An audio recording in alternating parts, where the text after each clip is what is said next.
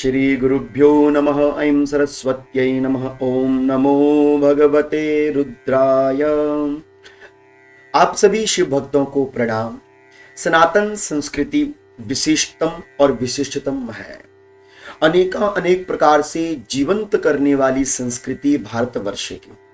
हमारे भारतवर्ष में यूं तो देखा जाए अनेक प्रकार के पर्व हैं, उत्सव हैं, लेकिन जहां पर पृथ्वी का पूजन हो, जहां पर जल का पूजन हो, ऐसी महानतम संस्कृति के रूप में हमारी विख्याति भारतवर्ष की।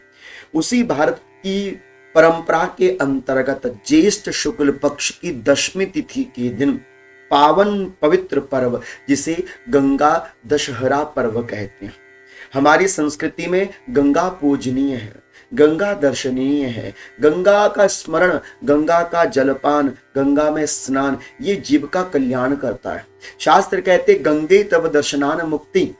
स्नान छोड़ दीजिए, केवल यदि गंगा का दर्शन भी करते हो ना तो आंखों को निर्मलता उत्पन्न होती है। एक पुरुषार्थ जो गंगा को पृथ्वी पर लाने के लिए राजा सगर के पुत्रों के माध्यम से परिपाटी चलती हुई राजा भगीरथ पर आकर ठहरी। ऐसे दिव्य पुरुषार्थम को दिखाने वाली अविरल गंगा और उसी गंगा के वेग प्रवाह, निर्मल प्रवाह के माध्यम से जन जन का कल्याण करने वाली पतित पावनी मां गंगा देवी।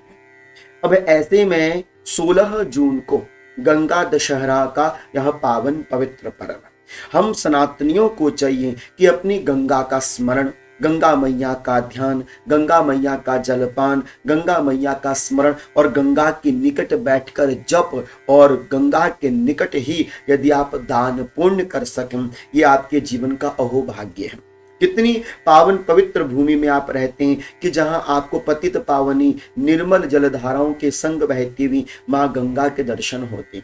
जो भक्त गंगा के निकटस्थम हैं उनके लिए तो दान पुण्य जप तप बड़ा श्रेष्ठ है, किंतु जो गंगा से दूर है, जिनकी पहुंच गंगा मैया से दूर है, किंतु यदि घर में गंगा जल है तो वो गंगा मैया को, गंगा जल को अपने स्नान की बाल्टी में डालकर प्रातः कालीन समय में मां गंगा का स्मरण करते हुए हर हर गंगे जय मां गंगे, हर हर गंगे जय मां गंगे करते हुए स्नान करें और स्नान करने के तदुपरांत वह दान करें। दान में क्या क्या करें तो शास्त्र कहता है कि दान में आप पहले 10 दीप दान करें, क्योंकि दशमी है तो 10 दीप आपने दान करने चाहिए। 10 किलो तिल, 10 किलो जौ, 10 किलो गेहूं आपने संख्या में दान करने चाहिए। और यदि आप गंगा के तट में हो तो 10 दीप दान कीजिए। गंगा के तट में अपने पितरों के लिए तर्पण कीजिए, काले तिलों का दान कीजिए। ब्राह्मण को, गौ को अवश्य में कुछ न कुछ दान करें और गंगा मैया का स्मरण करें। और मैं चाहूंगा कि आप गंगा का स्मरण जरूर करो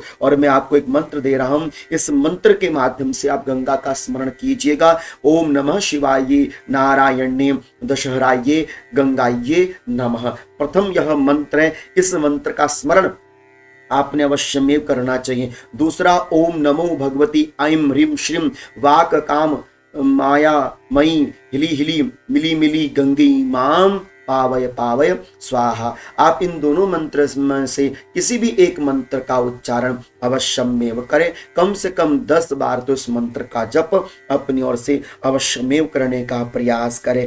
माता गंगा का स्मरण जितना आप अपने जीवन में करते हो उतना आनंद है। हम कहेंगे केवल गंगा दशहरा के दिन ही नहीं, आप नित्य गंगा जल से स्नान कीजिए, क्योंकि घर घर में गंगा जल रहता है। गंगा जल को लेकर आपके मन में किसी भी प्रकार की कोई ना निकृष्ट भावना नहीं होनी चाहिए। अमूमन देखा जाता है कि गंगा जल घर में नहीं रखना चाहिए, गंगा जल इसमें, गंगा जल ही पवित्र करने वाला है। गंगा जल घर में विद्यमान होना चाहिए। रोज गंगा जल का छिड़काव आपके घर में होना चाहिए। ऐसा कोई दिन ना हो जिस दिन आप गंगा जल का स्मरण और गंगा जल का प्रोक्षण अपने घर में ना करते हो। निरंतर करते रहना चाहिए। और गंगा का स्मरण आपने दशहरा के दिन जरूर करना है। नमामि गंगे तव पाद पंकजम सुरासुरीर वंदित दिव्य रूपम भुक्तिम च मुक्तिम च ददासि नित्यम भावानुसारेण सदा नारायण।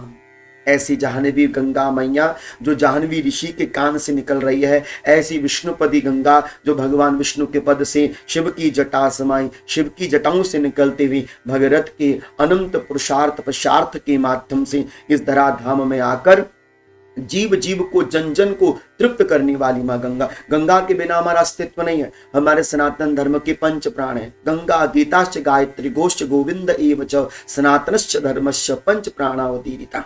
इसलिए अपनी गंगा मैया का स्मरण सदैव करते रहना चाहिए। और यदि आपको सुअवसर प्राप्त होता है तो गंगा के तट पर जाइए, पहले स्नान कीजिए, 5 डुबकियां लगाइए, पितरों के निमित्त वहां पर तर्पण कीजिए, 10 दीपदान कीजिए और गंगा के निकट बैठकर आप गंगा मैया का नाम मंत्र स्मरण करके बहुत प्यार से हो सके, स्नेह पूर्वक हो सके, आप गंगा मैया के निकट मंत्र का जप जरूर करें। गंगा के निकट किया गया मंत्र जप अवश्यमेव सिद्ध हो जाता है। तो कुछ क्षण गंगा के तट के किनारे जाइए, ज्यादा नहीं कर सकते तो ध्यान कीजिए, घर में बैठे बैठे स्नान करके माँ गंगा का ध्यान कीजिए और भगवान श्री नारायण और जिन महादेव की जटाओं से यह गंगा प्रवाहित हो रही है ऐसे भगवान महादेव का स्मरण अवश्यमेव करना चाहिए। हर हर गंगे हर हर महादेव अवश्यमेव मंत्रोच्चारण होना चाहिए। पतित पावनी गंगा मैया है, इसलिए गंगा दशहरा के दिन तिल का दान,